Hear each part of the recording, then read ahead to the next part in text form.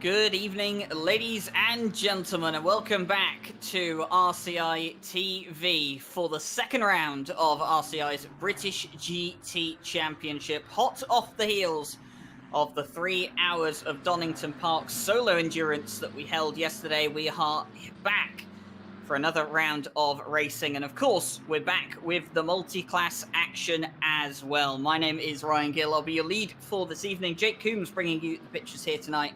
And joining me, as he was in the first round, it's Joshua Devonshire. How are you doing tonight? I'm doing absolutely great, thank you, Ryan, and just really excited to see how this goes tonight, because obviously we had Alton Park last week, and that was there were two amazing races. I think there's no other way we can put it, and obviously a lot of these guys have done the 3 hours yesterday, so a little bit of practice. Yeah, quite a few of these guys, they'll be familiar with this circuit, and well, some of them, they'll be trying this circuit out for the first time in a new car as well. I mean, some of the guys like Killian Ryan Meenan and Gogo Panka, they were racing in the likes of the GT3s yesterday. They're in the GT4 class, of course, for the British GT Championship. So they're going to be taking on Donington Park in a completely different class to yesterday, but of course, plenty of experience yesterday. 3 hours gets you nice and comfortable around this circuit. And, well, speaking of this circuit, absolutely beautiful weather out here today. Nice and sunny, at least towards the end of the practice session. We'll have qualifying coming up in just a moment. And, of course, we will have two 30-minute sprint races here tonight. Same format as we had last week at Alton Park, and we will of course be back at Donington Park. It's the only repeat circuit on the British GT calendar, and we'll be back here for round 4, which will feature a 90-minute race, which will have different pit stop requirements to the likes of the two 30-minute sprint races tonight. And that's going to be very interesting to see how these drivers cope, you know, with two 30-minute sprint races tonight. And then in 2 weeks' time, they're going to be right back here for a 90-minute miniature enduro. You know, I don't think that's too much of a bad thing. I might be the only one in thinking this, but Donington's one of my personal favourite tracks, I think, pretty much ever. So I don't think there's any real complaints about coming here as many times as we need to, really. See, this is exactly why we've brought you into the box, because you agree with my opinions. Donington is the best track. And we'll move forward with that as practice does officially come to an end. McIntosh in the GT3 class, 126.5 for the Porsche, all the way up at the top. And of course, McIntosh does lead the championship as well after the two exciting races that we saw. We also have a driver out here today, in fact, two drivers out here today, that were unfortunately not able to compete in the first round of the championship last week. That is Mike Noble and Mr. Slizik, who is towards the back of the practice order at the moment, and actually finding the wall in the Eco Power Racing V8 Chevy towards the end of the session. But Mike Noble is here as well, and of course, he's here in the Mike Noble tradition livery of running hot pink or fluorescent colours on any car he can get his hands on. And he's going to be fielding the Alpine here tonight. See, the Alpine's so small that I think it helps just to kind of make himself a bit visible on track. No excuses for not seeing it. Definitely stands out as we're heading into qualifying in just a moment. We see, a lot of the GT4s squabbling to get out of the pit lane to try and just set a time as quickly as they possibly can. Yep, and of course, if you're new around here and this is the first time you've seen us do a multi-class championship, we have a special set of rules for the multi-class qualifying. The GT4s, they are reserved for the first half of the session. And of course, they'll be using that first half of the session to set their lap times. And then, of course, well, the GT3s are not allowed out on track at all during the first 9 minutes of the session. And then, of course, the GT4s will finish up their laps. They'll go back into the pit lane, and then the GT3s come out for their sprint to the end. So 9 dedicated minutes for setting laps around this place for each class. And then, of course, the GT4s get that little 2-minute overlap where they can finish up a lap before the GT3s make their way out on track. And of course, the GT3s get that little blip at the end of the session to finish up any laps they started before the end of the total qualifying session. We're looking at Killian Ryan Meenan. He is going to be the first of the GT4s to come around and start as the tyre barrier goes flying in the background, the little tyre wall at the chicane. Good to see that that's been removed out of the way already, and we haven't even got around to the flying laps yet. But here we go then. Killian Ryan Meenan in the McLaren 570S. It's going to be rounding the final corner, and he will start the first qualifying lap of the session. So here we go then, on board with the Irishman, over the line and down towards turn 1, red gate. Got to be nice and late on the brakes here, tight towards the apex. Don't clip the inside Astro and use as much of the exit curb as possible. Then 2 incredibly fast-flowing corners. You've got the Craner curves, nice and flat through here in a GT3 car, maybe a tiny lift in a GT4. And of course then the old hairpin as well. Not too much of a heavy braking zone, got to carry as much of the speed as you can. Then the rise up towards McLean's. You go past Starkey's bridge and now late on the brakes as well. Hug the apex as tight as you can here. Run as wide as you dare. Don't get on the grass, it will unsettle the car. Then coming up towards Coppice, blind braking zone on the crest. Hug the inside as much as you can. Get the car turned in. And don't run too wide here. Killian just clipping the grass as he now makes his way down towards the Fogarty S's. A much quicker chicane than you first give it credit on your first time round. Nice and committed from Killian there, cutting as much of the inside and the exit as he can. Now down towards the Melbourne hairpin, or the loop as it's otherwise known. Sequence of hairpins here, nice and tight, early on the power as well to get the car under control. Now towards the final corner, Goddard's. Very similar to the second to last corner, but there's a little dip here as you just get off the brakes and then get the car turned in nice and early on the power as well, out towards the exit curb and over the line. Killian Ryan Meenan, it's a 1:35.229, and it's a not too bad lap to start the session. His brother, in fact, Cormac, just behind him, but James Parker will set a 1:34.944 to break the 34 barriers immediately. Yeah, if anything, if last week was anything to go by, James Parker is one of the ones to watch, of course, with him finishing first in the first race. It kind of fell off the pace a little bit the second, but he'll be looking to make up for that this time round. 1:34.7 was the quickest lap time set by a GT4 in the practice session. That was done by Mike Noble in the Alpine. So we're only about 0.2 of a second off that after the first round of laps. And speaking of Mike Noble, comes across the line. Oh, beats James Parker, gets a 34.899 on the board. And the fluorescent FFS Racing Alpine, well, Mike Noble, he missed last week, but he's shown up here for the second round of the championship, and he means business straight away. Well, it looks like a new challenger has emerged, which is only going to be good for us watching. I think, no, this should be a really, really close one. Looks like Parker, he was up on his delta last time I looked, and he's going through the loop now, and he is looking to be about a 1/10 a second up. He's down again now, so he's under pressure from the Aston behind him, so I don't think this lap's going to be the right one for him, but, you know, there's still time left. There's still roughly about 5 minutes left to kind of get a lap in, finish a lap up, so as you see, Cormac Ryan Meenan going on pole. North Crossland going again, I can't even speak, with a 34.758, so that's about the quickest time we saw in practice, so, yeah, time's just tumbling in. We saw Cormac Ryan Meenan struggle at Alton Park in qualifying and in the race as well, to be fair. And we kind of theorised with Matt Samuel's struggles as well that maybe the Porsche Cayman just wasn't that good around Alton Park. Maybe the BOP not too well in its favour. Cormac Ryan Meenan coming out and showing some business here provisionally on the front row of the grid.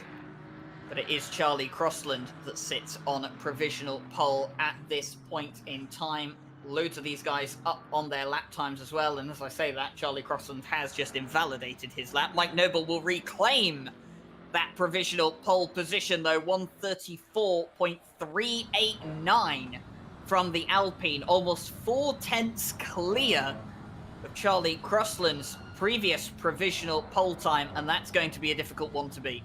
Absolutely, that's leaps and bounds ahead of Crossland, who already put in a pretty quick time considering what we'd seen. On the flip side to last week's performance, Ryan, as you were saying about the balance, the BOP, it looks like Lawrence is struggling just a little bit, and of course he put in a really strong showing in both races last week. So maybe the BOP is kind of in favour of the Porsches and the Alpine this time round, as opposed to the Camaro. It'll be interesting to see how, of course, all of this does develop. A few of these guys still out on faster laps at the moment. Mike Noble, speaking of which, he's still going quicker, by the way, 0.2 of a second up on that already impressive lap time of a 34.3. Can he potentially improve that to the likes of a 34.0? Can he even break the 33 barrier at this point in time? He's lost time coming out of the Melbourne loop, now into the final corner. Comes out of the corner as well. He's up by just under 0.2 of a second. He'll come across the timing line. He will improve on his lap time. He's now got half a second between himself and Charlie Crossland's provisional pole lap time. Kind of get the feeling that that might be the GT4 pole position well and truly decided here by Mike Noble. But we'll have to wait and see what everyone else can provide. Absolutely, that is a mega time in comparison to the rest of the field right now, and it was still never say never. You know, there is still 2 minutes left of the GT4 session still to go, so anything can happen.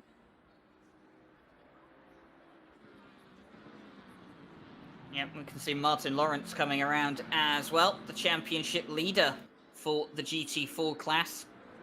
Had some very good performances out at Alton Park. That car just looked right at home around that circuit. Not quite at home here at Donington Park at the moment. Martin Lawrence, William Stephenson, Andre Felix and Slizik all seeming to struggle. The Ginettas as well, really struggling around here. We did see the Ginettas do fairly well at Alton Park. But around here at Donington, the pace of the circuit a bit higher up, as Martin Lawrence is just going a bit off-road there. Seems like the Ginettas really are struggling. Thiago Lima, who was consistently fighting for top 5 places at Alton Park, finding himself 14th at the moment in the GT4 qualifying, as we're just a few seconds away from their qualifying session coming to an end, and they'll have to finish all of the laps that they've currently started. And of course, the GT3s will begin to line up at the end of pit lane, eager to get out on track, no doubt. Absolutely. Looking at these last laps now, and looks like Charlie Crossland might actually have a bit of a chance here. He's currently 4/10 up on his delta, and he's half a second behind, so this could be a push for pole position, guys. Only a couple of more turns left to go. He's got the chicane and the hairpin left, and lots of places to make time up there. So Charlie Crossland looking very quick and very committed as well from the onboard. He's currently finding himself 3.5 of a second up. Needs to find another 2/10 if he's going to take that provisional pole away from the likes of Mike Noble. Starting on the same row as the gridders, Mike Noble will probably be enough for him to at least challenge down into turn 1, but he'll like to start ahead. He'll want to have the pole position points that you get in this championship. Out of the final corner, Charlie Crossland, he was beaten by Cormac Ryan Meenan, but then goes quicker, but it's not enough. He'll find himself just under 1/10 short of the pole position lap time. So Charlie Crossland does retain his front row start in the GT4 class, but it's Mike Noble that will find himself on pole as the GT3s prepare and go out on track. Yeah, I think Cormac will be quite happy with that result, considering last week. Obviously a lot stronger, and as we're seeing the GT3s making their first outlaps now, obviously McIntosh, I believe, is leading the championship, so currently spectating him on his outlap. Expecting very strong things from him this week, and if it looks like if the GT4's Porsche BOP is anything to be expected, I mean, obviously it's not an accurate representation of performance. Maybe we'll see something similar to last week from the GT3s as well.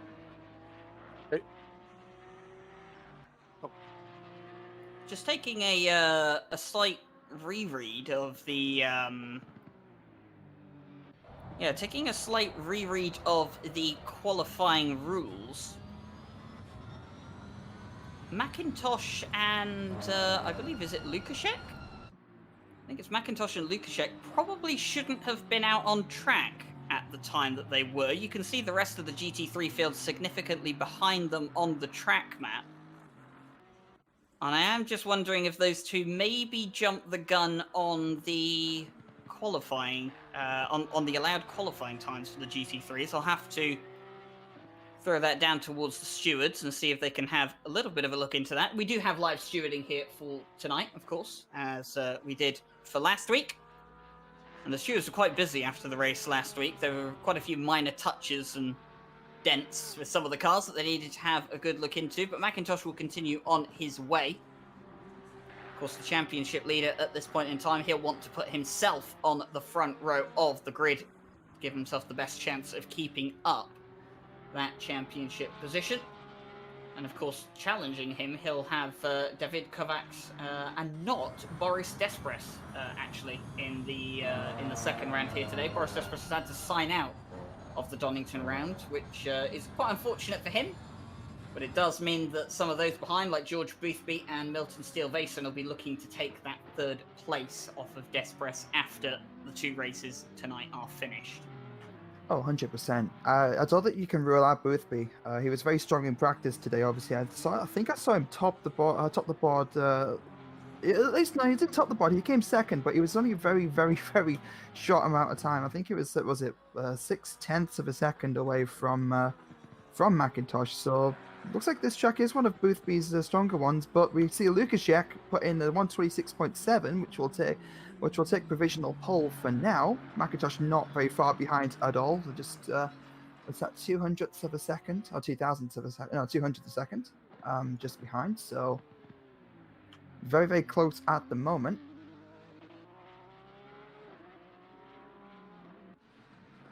So Macintosh and Lukashek lead the way. We await the rest of the GT3 field to make their way around. Jakim Stanazis is the next one to come around, but judging by what my timing sheet is saying, he hasn't set a valid lap, and that is indeed the case.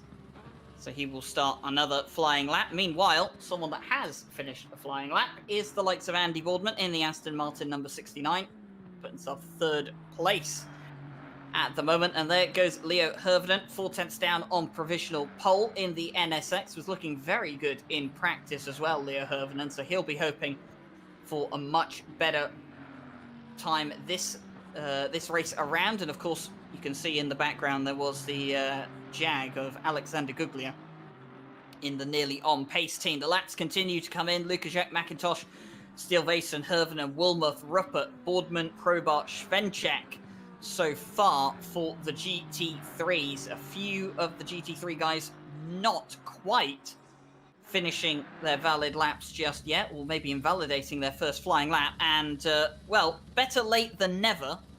Jaroslav Honzik has finally made his way into the server with 5 minutes of qualifying to go. It's going to be an interesting time getting out there, getting the outlap done, and maybe having time for one lap as we see Macintosh set another pole time. Just that's 300ths of a second above Lukashek, so not a lot in it at all. And I believe he's currently up on his time even still. He's currently 4/10ths up as he's going down the back straight towards the hairpin. Still a lot of time that can be made, as we saw in the GT4 qualifying. Boothby has just set provisional pole as well with a 26.2, which puts him at 2/10ths of a second ahead of Macintosh. Yep, the Ferrari 488 Evo Cup winner, now in the McLaren, throwing his name to the top of the timing board. Of course, he sits fourth in the championship at this point in time.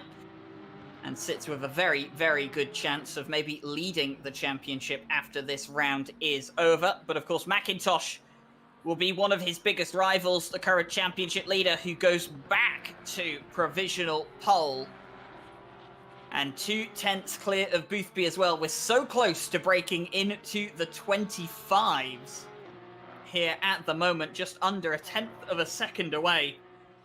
And less than 4 minutes of qualifying remaining for these guys to find it. And looking at the relatives right here, right now, George Boothby, almost 2/10 of a second up on his lap time. He might be the first to break into that, but he has lost some of that lap time coming into the hairpin, and he's going to have to reset for another lap. He does indeed invalidate his lap, so he will have to go again. McIntosh also makes a mistake, which means he has returned to the pit lane. As George Boothby on board with him here, he prepares to go again. Will the McLaren throw itself into the 25s to take that provisional pole? Well, it's about to find out. Yeah, he still has, I believe, at least 1 or 2 more chances at this, so it's not all over for him yet. It looks like Jaroslav is still in the pit lane, so I wonder if he's just opting to not set a lap time for quali and just try and make his way up from the back of the grid. So that could be an interesting strategy right there. It would be inconvenient for both Jardier and for the GT4 field, though, because what that would mean is that they're going to start behind all the GT4s. That has caused issues in the past, and, well, of course, it massively hampers your own race because you've got to navigate a group of cars for position first at the start of the race that, well, realistically, you're not gaining any points for overtaking them, so it kind of just hampers your race more than it does theirs, but it does still significantly get in the way of some of the GT4 racing. So hopefully both Stanazis and Jaroslav can set some form of lap time, although with the time left, I get the feeling that Jardier is probably going to opt to stay in the pit lane.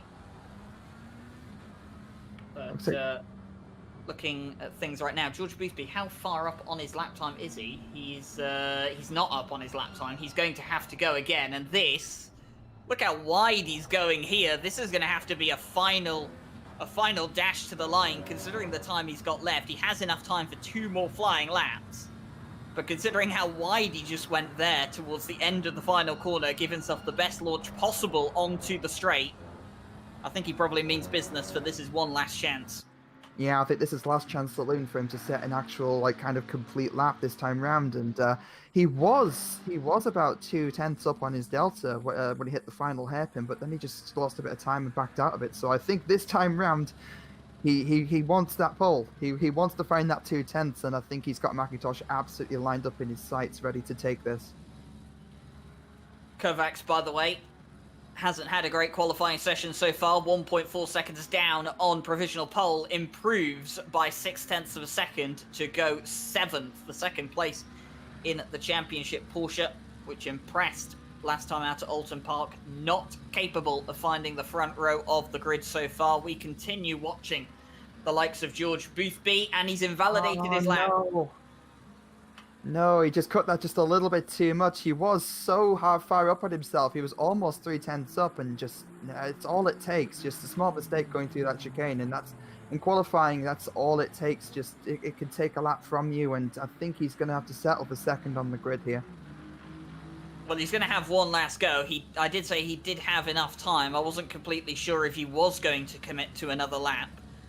But it looks like this is going to be it. Crosses the line. This will be George Boothby's final attempt in the McLaren for Sidemax Motorworks. Will the 666 find its way to the top of the timing sheets? Qualifying officially comes to an end. Guglia crosses the line. He's 12th and will go no further up the grid, unfortunately for the Jag. We continue watching George Boothby as he comes out of the old hairpin past the bridge.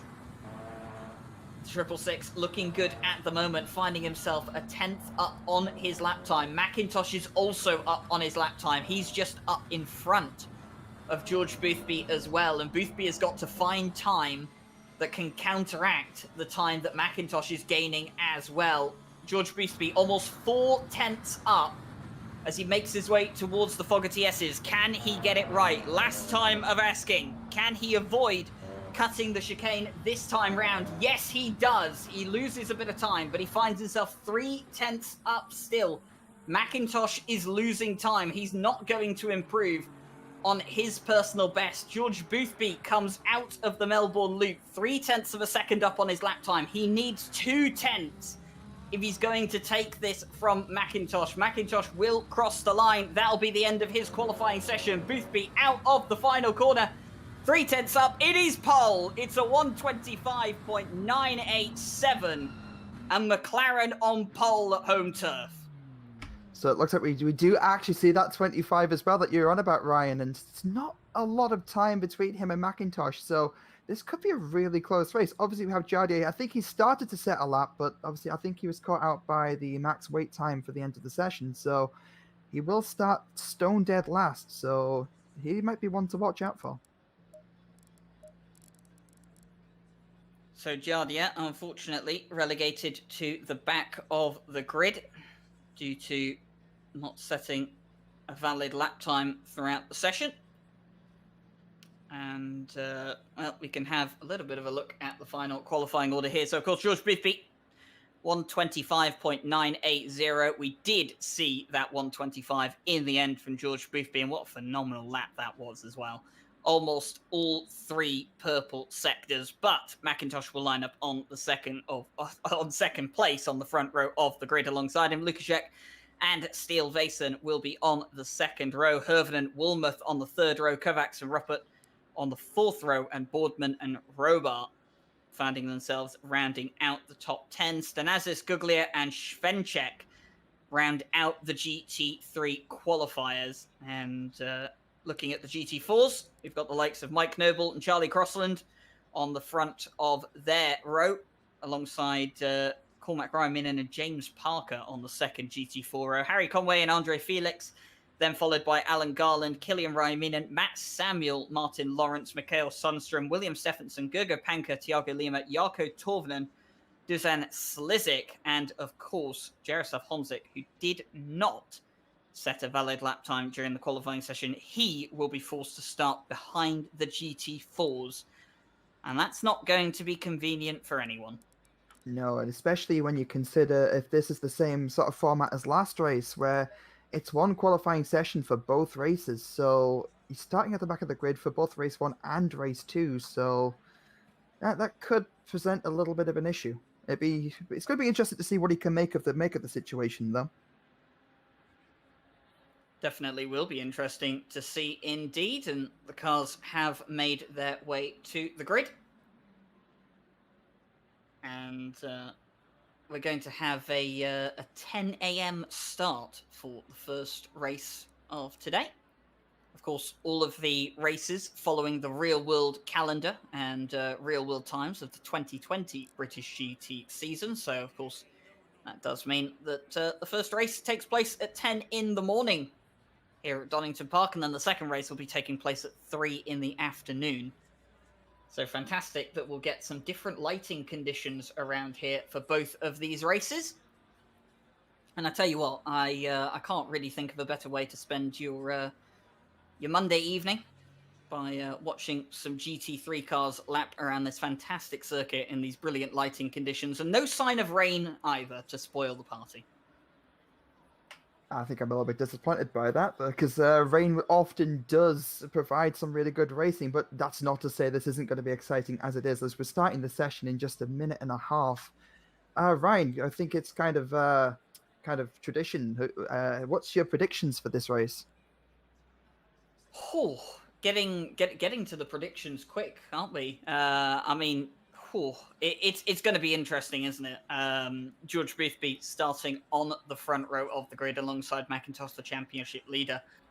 And, I mean, Boothby, it was clutch, wasn't it, for qualifying? He pulled it out on the last lap when he needed to the most. Maybe just dialing in that chicane, finding how much he could cut, how much he couldn't. And really did pull it out when it mattered right towards the end. But, you know, I kind of get this feeling that it's going to be a bit of a mixed bag here today. We know that the BOP at Donington, it's quite favourable. There are quite a few cars that do well here.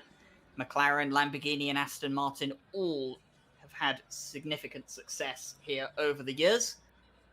But it's going to be the boring pick, but I'm going to have to pick George Boothby for race 1.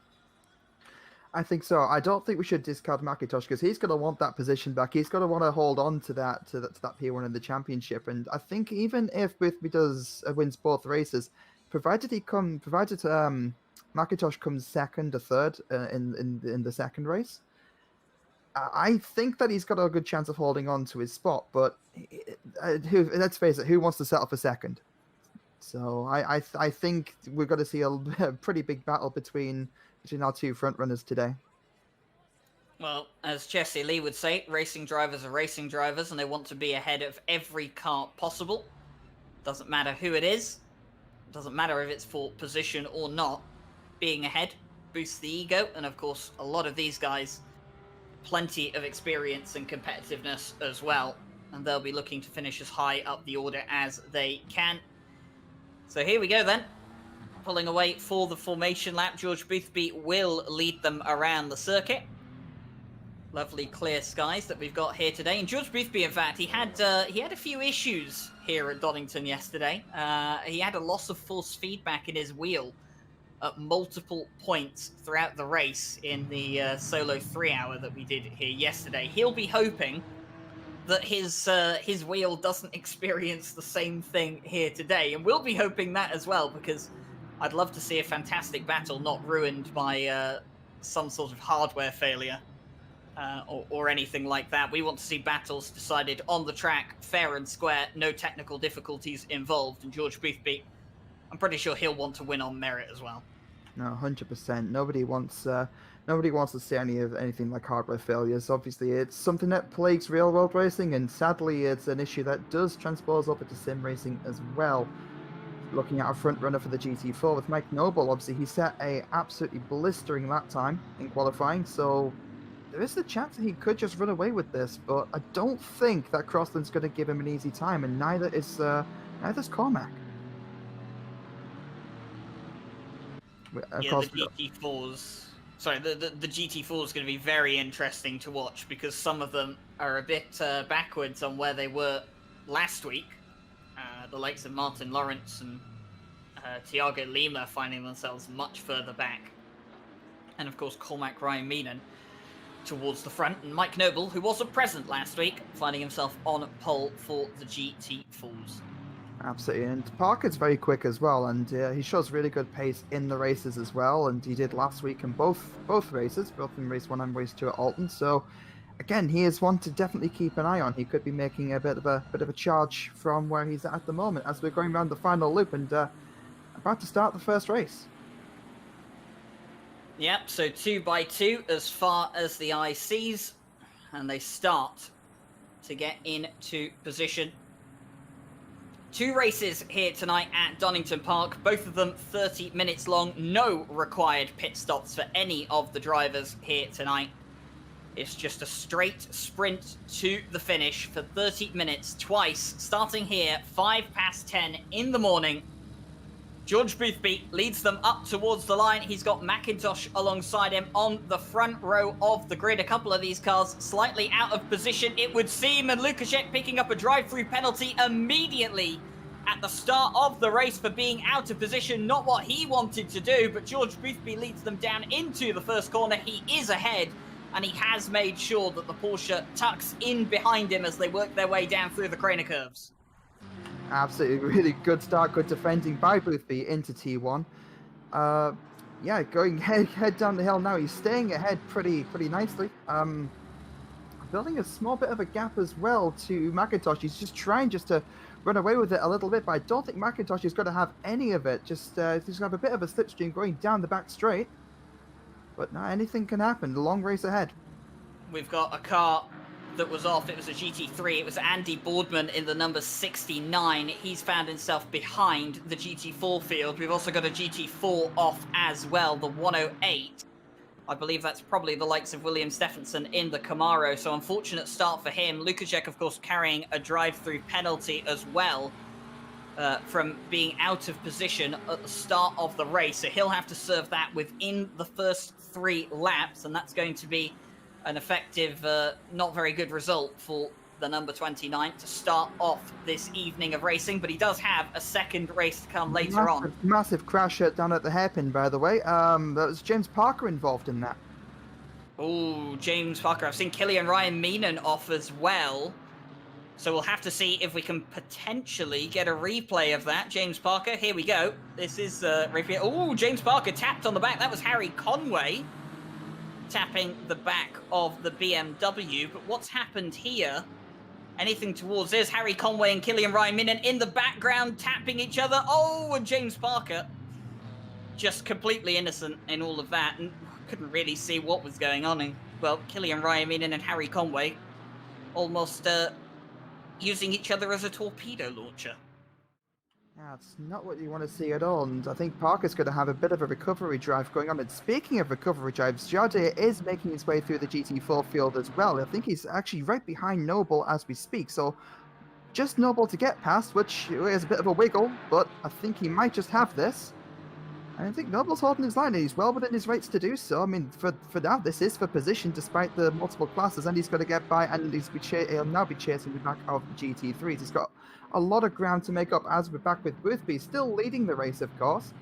7/10 up in terms of lap time in terms of McIntosh, but McIntosh is closing the gap. It seems the Porsche is a little bit faster in that final hairpin, so yeah, it looks like we might see a bit of a battle going on, and they are pulling away from the rest of the pack too.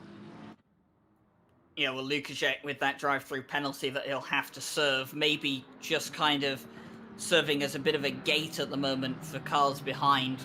Overtaking, not the easiest around here at Donington Park. Much more doable than Alton Park, might I add, though. And we can see here, Crowbar going side by side with the Porsche of Stanazis. And is Stanazis going to get that position done? Yes, he does, into 10th place as they come through the Craner curves. Nicely done by the Porsche as well. And another yellow flag that I just saw as we're coming down there in the 899 GT4 of Mikhail Sundstrom. That car's got a bit of damage on the front end as well, and he was quite slow coming out of the final corner. I wonder why. Oh, Ginetta turning around. Oh, that's unfortunate. Jarkko Torvinen, I think, and then Mikhail Sundstrom just loses the back end of the Mercedes, has to turn it around. And unfortunately, that means that Mikhail Sundstrom has lost a significant amount of time. A few of these guys getting caught up in a few unfortunate incidents. Some of them obviously just completely innocent, but up towards the front, it does seem like McIntosh is closing that gap back up with George Boothby. And I don't think it's going to be too long before we see the Porsche try and have a move. No, of course not, but if qualifying is anything to go by, Boothby does very, very well under pressure, it seems. He had that last chance to put that last lap in, and he made it stick, so maybe as the pressure starts to build, we might see something as we see Leo Hovnen going side by side with Kovacs going into T1, giving each other room, making it stick. Kovacs a little bit of a wiggle going down the Craner curves, and looks like Hovnen is going to just hold on to 4th place, and I think Kovacs is going to have to give that another go, and he's not going to quite have the run to do it, but he's not going to make that stick. Meanwhile, Lukaszek is out of the pit lane from serving his drive-through. He comes out in 14th place. That puts him right into the firing line of Jardier, who is a little bit back at the moment. No, he's behind Jardier. The timing board is a bit behind at the moment. Yeah, there's Jardier now coming past the bridge. So Lukaszek has come out at the back of the GT3 field, which is where we expected him. Mike Noble, by the way, still leads in the GT4s. He's probably the GT4 that's had the cleanest start so far to this race, but Charlie Crossland and Cormac Ryan Meenan in hot pursuit. Yeah, he hasn't quite pulled away as much as I think he'd have liked to have, and the GT4 field looks really, really bunched up. You see Harry Conway making a move on Samuel, going a little bit wide, but avoiding contact, which is the important part, but not quite making that stick. And of course, all the incidents that we have managed to capture on screen will be reviewed by our live stewarding team and penalties handed out as necessary. So I get the feeling that Harry Conway and the likes of Killian Ryan Meenan are probably under the microscope at the moment, and I would expect to see some form of resolution on what exactly happened with that incident and James Parker's unfortunate demise as well. relatively soon. Alexander Guglia in the nearly on pace Why Did I Pick This Car, which sounds about right at this point in time. Sitting in 9th place, though, at the moment. Had a top 10 at Alton Park, so not doing too bad for himself here. Finding himself being chased down by Stenazis. And actually, Stenazis has lost... He's lost a place to Crowbar, hasn't he? Because he was ahead of the Mercedes. So something has happened to the number 30 Porsche at some point in time in which he's lost the place to the number 222. Ooh, and the Bentley having to take evasive action as well from that little mistake there from Stenazis. And it shows you how easy it is to lose it around here. Oh yeah, it's a very, very narrow track with a lot of speed going into that middle sector, and it's so easy just to run a little bit wide, get one wheel off, and just lose it a little bit. McIntosh still in hot pursuit of Boothby in 2nd place, fighting for the lead. Again, just seems to be a little bit quicker in the final sector than the McLaren. So I wonder if the McLaren has some inherent kind of struggles in that final sector. But it does seem to kind of make up the ground in the first 2 as well. Mike Noble still ahead in the GT4 class and pulling a bit more of a gap. Andre Felix under pressure from Samuel. A little bit side by side going down towards the chicane. Samuel is going to have the outside. He gets the late braking, going side by side. Harry Conway takes a look down the inside. A little bit of a tap, but nothing. Ooh. And that brings Panker into the mix as well in the McLaren, heading down into the loop. Panker swerves to try and get onto the inside. Samuel forces his way through. Andre Felix, little tap, gets thrown around. Parker makes about back the position, but then we have Samuel also making contact with Conway as well. That's way too much excitement to kind of contain it, really.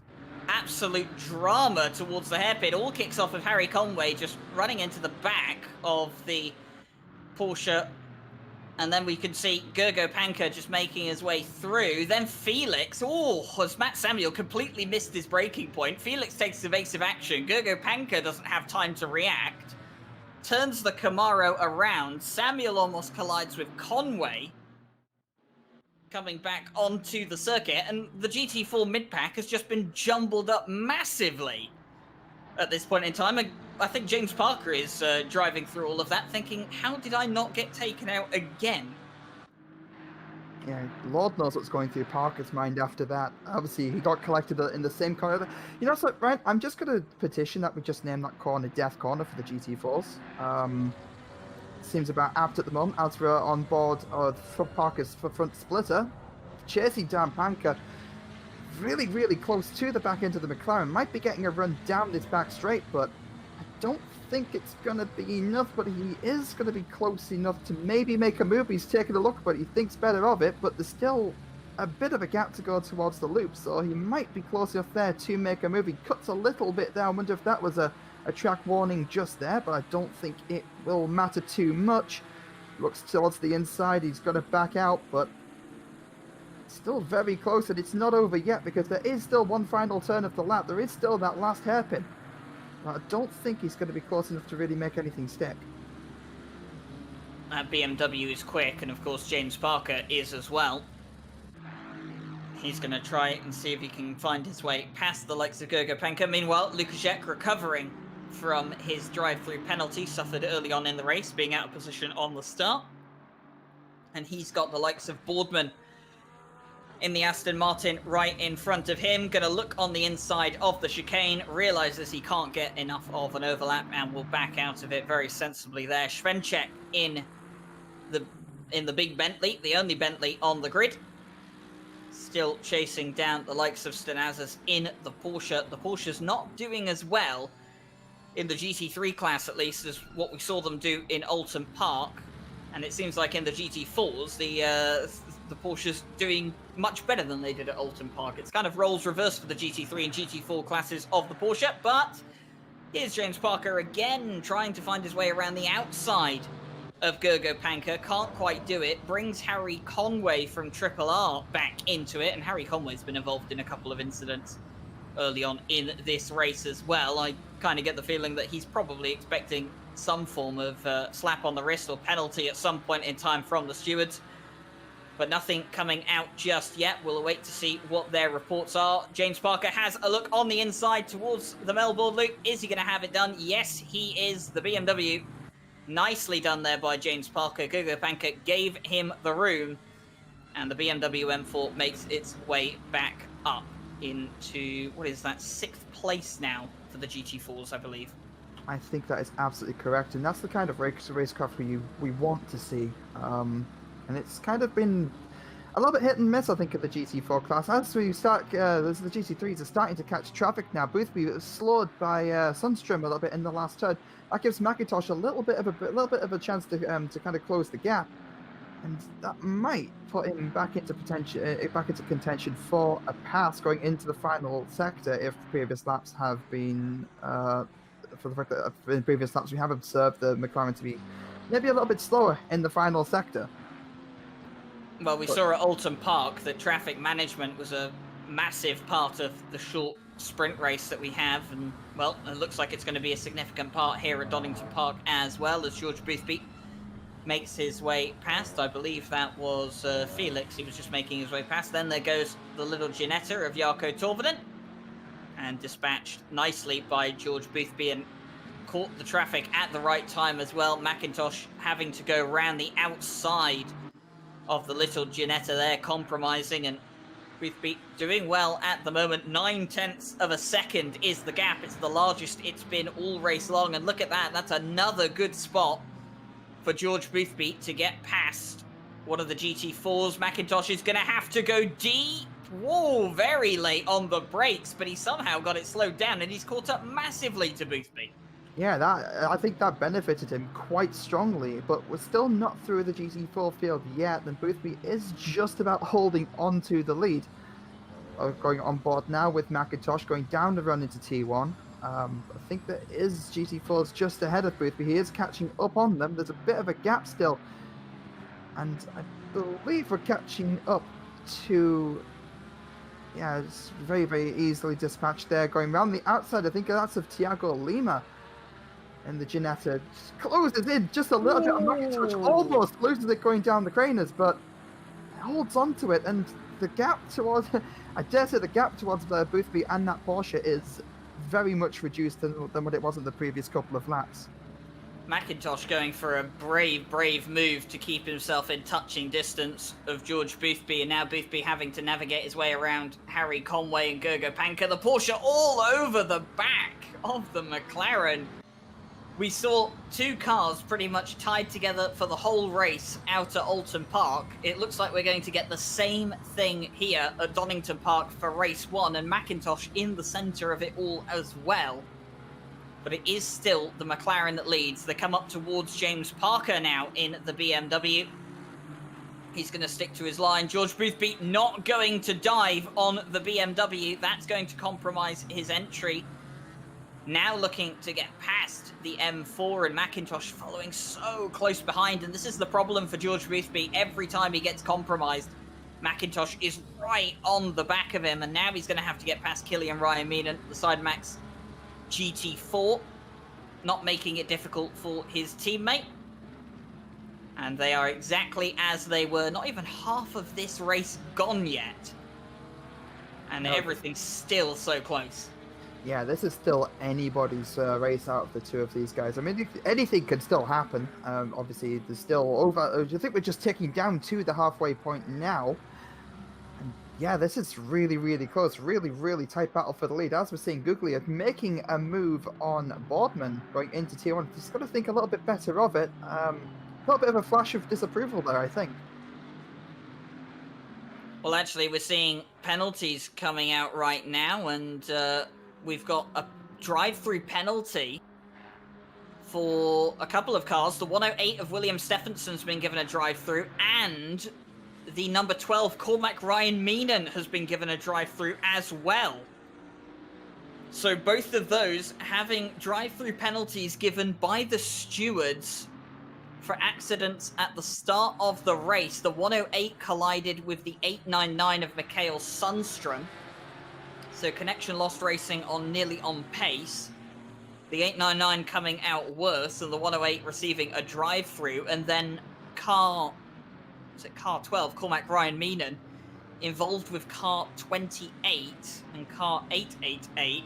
That is surely a mistake I'm guessing, because it was the other Ryan Meenan brother involved in that one, so the stewards are probably going to have a quick revisit of that, I imagine. Yeah, I think that was the lap. I think it was lap one incident, if memory serves, and that is William Stevenson serving his drive-through now. And I think he's going a fair bit of time to that, as you'd expect. As we see Jadia, he's caught up to the GT3s fairly promptly. Still a chance to make his way through, and using the traffic to his advantage to catch up to the back of Frobar. Might have a chance going down. He's going to take a look, and he's just not quite going to be close enough. He's losing a little bit of ground, but he's done really well catching up to the rest of the pack, considering his starting position. Yeah, just clarifying there, you might have seen it pop up on your screen. A penalty for car 12 just cleared by race control. There was a bit of a confusion there. It seems that it was Killian Ryan Meenan that was supposed to receive the drive-through penalty, and that has now been amended by the stewards, and Killian has received the drive-through penalty. So just a bit of confusion there, it would seem, between the which one of the Ryan Meenan brothers was going to get the penalty, but it does seem that Killian is the one who will be serving that drive-through penalty. Stephenson has served his drive-through immediately, so no disagreements, I would say, from the likes of Stephenson immediately there, and Killian will have to serve his within the next 3 laps as well, as we continue to watch the likes of Boothby and McIntosh go toe-to-toe. Here is Mike Noble. Going to have to try and find their way around him. The Porsche just slightly inconvenienced there by the Alpine, but both of them make their way through safely. That's it. Now there's no traffic at this point for these guys. It's clear out ahead, so it's going to be measured based on raw pace alone. I don't think we're going to see another round of GT4s. See, Kovacs is a bit sloppy. It's a bit of a slop of cars ahead. It's held up a little bit by the GT4s, but not by too long. He's going to just dive on the inside of, I believe that's Crossland. And he's not so far away from Hervenen. It looks like he's actually got a bit of a run. And I wonder if he's going to be able to take advantage of that going down into the chicane.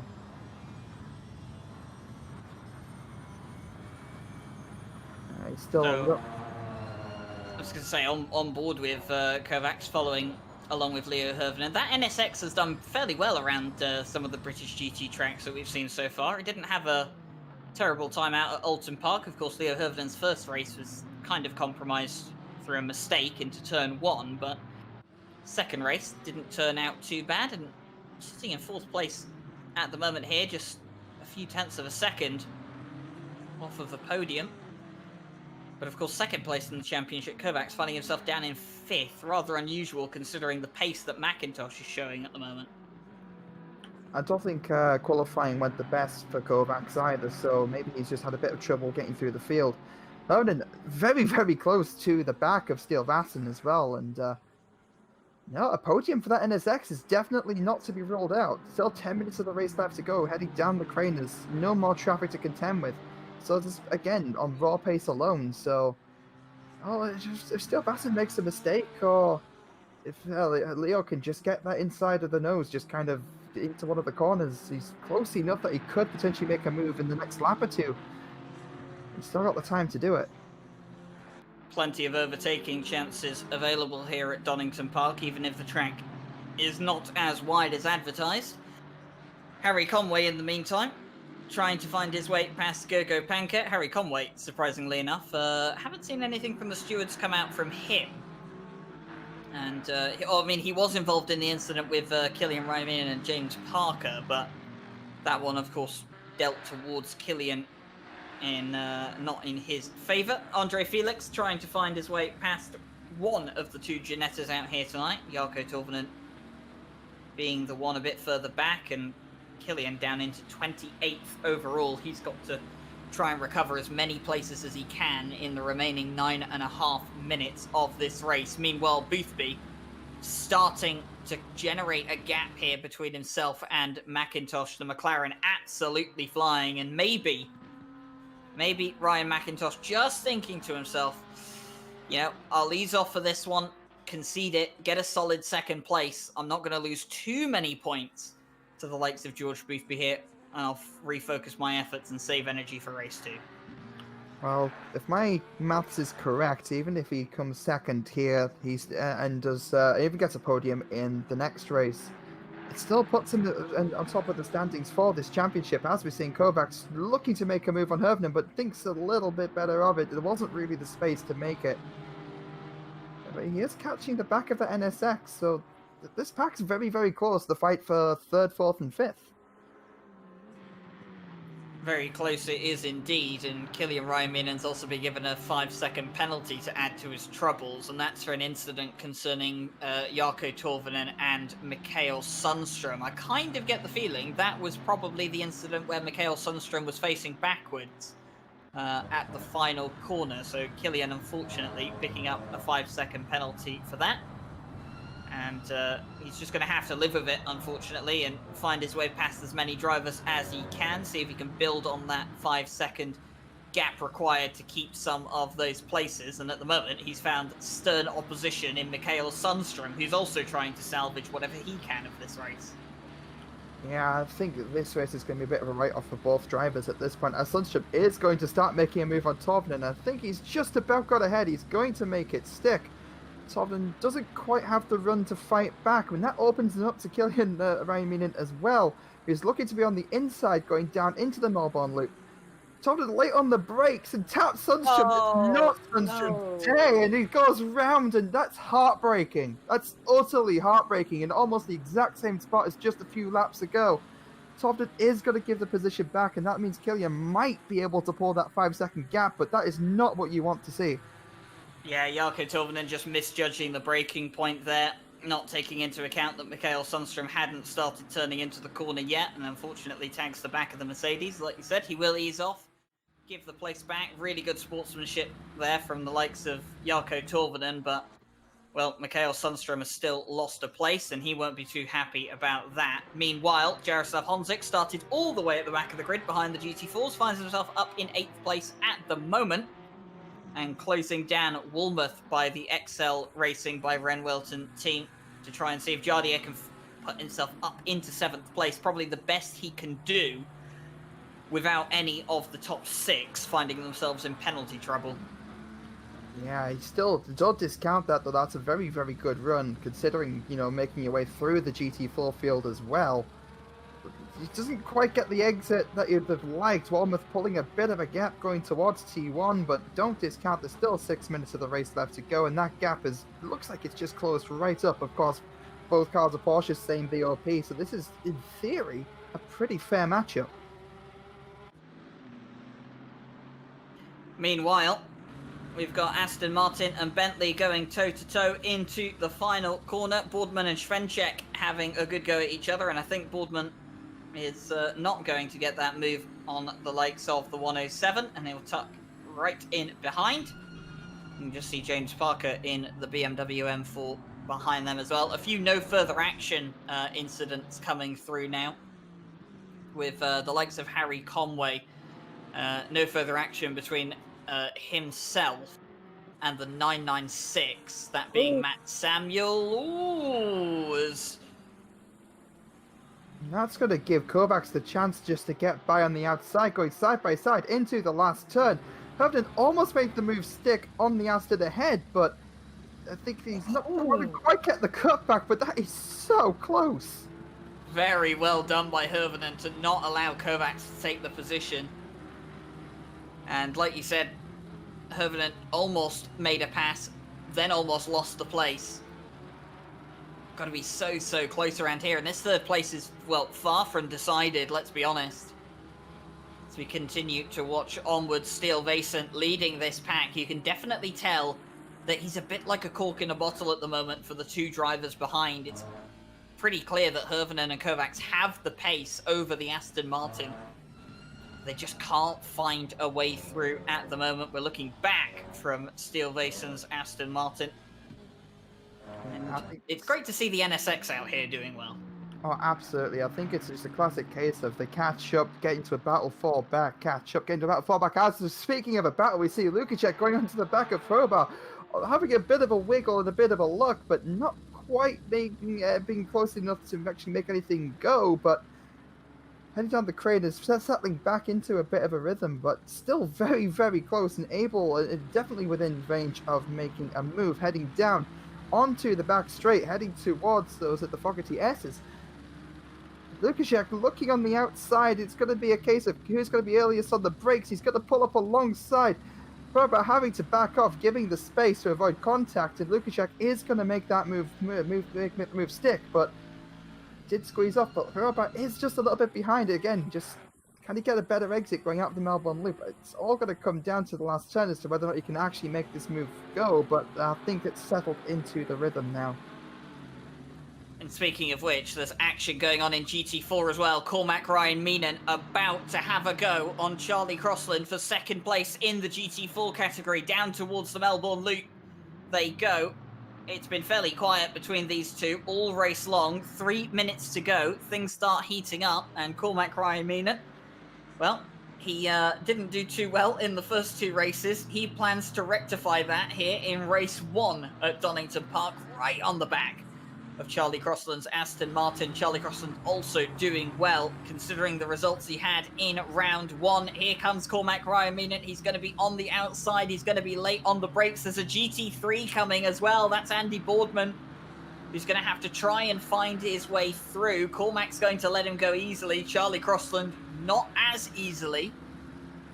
And this causes a bit of frustration for the likes of Boardman, but he will get it done at the old hairpin. Here comes the Bentley of Svenchek as well, so just disrupting the rhythm of these two a little bit. But Cormac Ryan Meenan finding pace at the end here. Yeah, just letting him through, very painless, and actually gives him a bit of a run. And running the Bentley wide just a little bit, that's going to cost Boardman a little bit of time, and Cormac chance just to catch up a little bit. That gap closing in.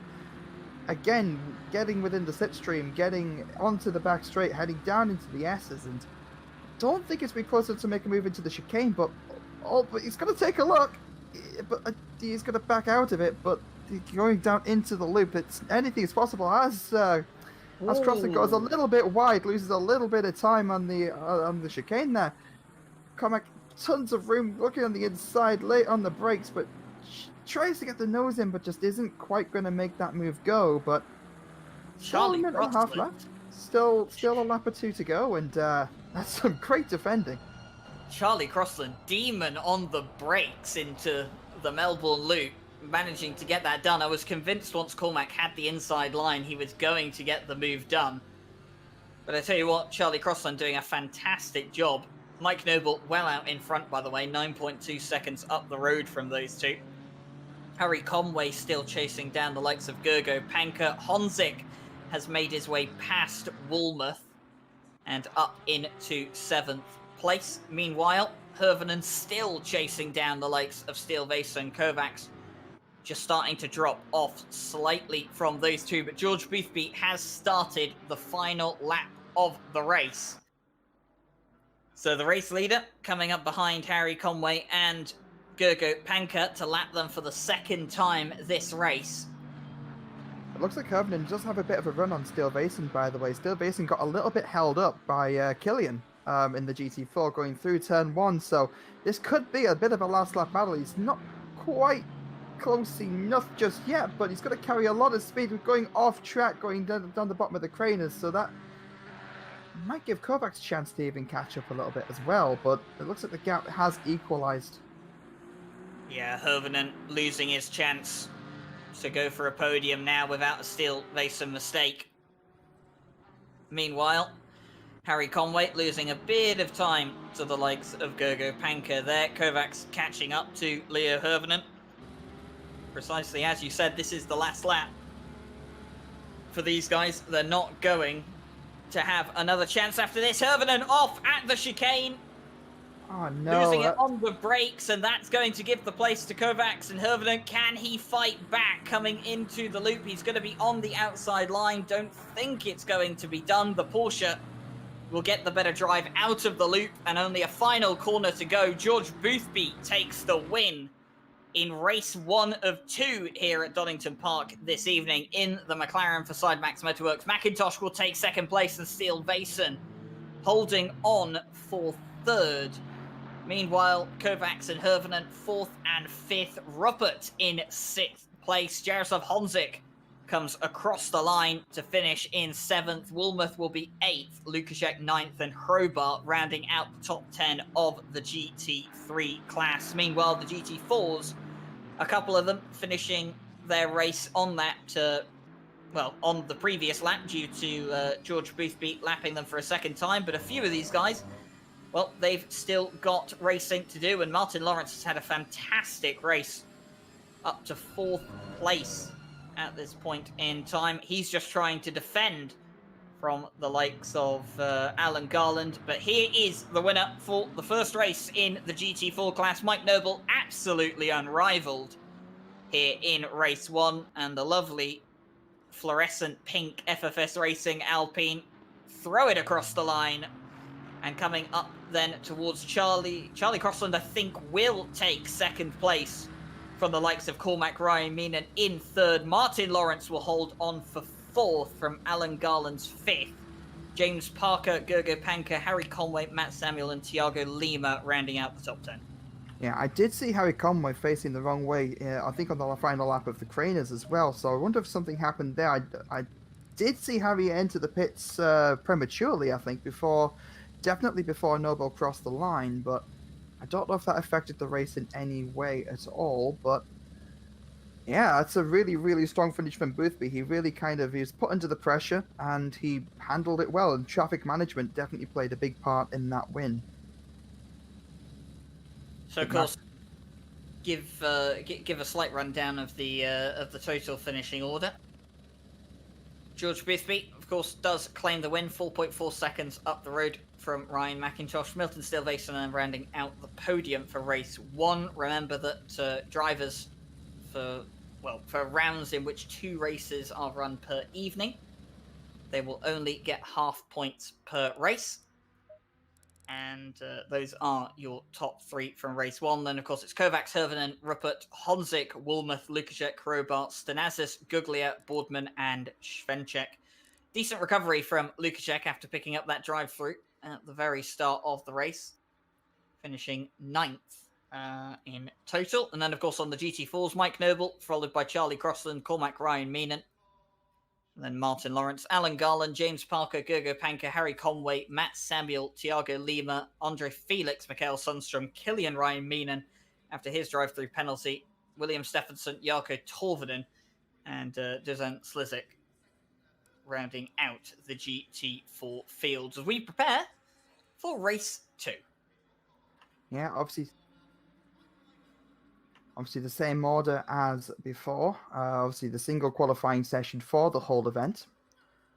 And I'm pretty sure McIntosh is going to try to capitalize on the last race, because he definitely had the pace to keep up with Boothby. And as far as I remember, the qualifying times weren't too far apart. So the Porsche definitely has pace around here if the driver seems to know how to extract it. And McIntosh definitely seems to tick that box. So... And don't rule out Lukashek either. Obviously, he had a really, really kind of a comeback drive after that drive-through penalty. So, given clear airing, given the fact that if he can get that position off the line correct this time, he might be in with a serious contention for challenging for the lead even. Yeah, we'll have to see how everything goes in race 2. Of course, race 2 taking place at a different time of the day. It'll be 3 o'clock in the afternoon that we have for race 2. So compared to the morning that we just had, 10 o'clock in the morning race, now 3 o'clock in the afternoon. Slightly different temperatures. It does seem to have warmed up slightly since the morning session. No sign of rain again for the second race of the evening. That makes it 4 races into this season in which we don't have a threat of rain. And, well, if that's anything to go by, I think that gives me the perfect excuse to ramp up the rain modifier for the next round at Brands Hatch. Well, what is it you called it before last week, Ryan? Was it RCI just basically stands for rain constantly imminent, so that makes a lot of sense. I think there's a few different meanings for RCI that include rain at this point in time, and I've seen a fair few. I love them, by the way. They are absolutely fantastic, and we do love our rain here at RCI. But we're about to get the formation lap for race 2 underway. George Boothby will lead them away for the second time this evening. It's the 666 McLaren. Lovely livery on that car, by the way. Pulls away to lead the grid around, and, well, George Boothby has the chance at this point in time to become the first double-header winner of the championship. There's only 3 rounds in this championship that have 2 races per evening. The first one was, of course, Alton Park. The second one being Donington, and then, of course, there's the round 5 at Snetterton. Also has 2 short sprint races as well, and it was McIntosh and Kovacs who failed to do a double-header win at Alton Park, but George Boothby has the chance to do a double-header win here at Donington Park. And you know what? I think since we're on the topic of potential double-headers and wins and all sorts, I'll throw it to you first, Josh. Who's the winner in this race? Oh, it's going to be really close. We've seen how Boothby can perform under pressure. We saw that final qualifying lap. I mean, he really pulled it out of the bag when it really mattered. But we also saw McIntosh he fell behind a little bit, I believe, at the first race last week. And he, again, very similar story. He kind of backed off in the later stages, kind of settled for second. It was like, okay, he got his head down and geared himself up for the second race. So we might see a repeat of that as well. But if we're going by pace, I think the McLaren has the stronger time around here, but it's not going to be. It's going to be close.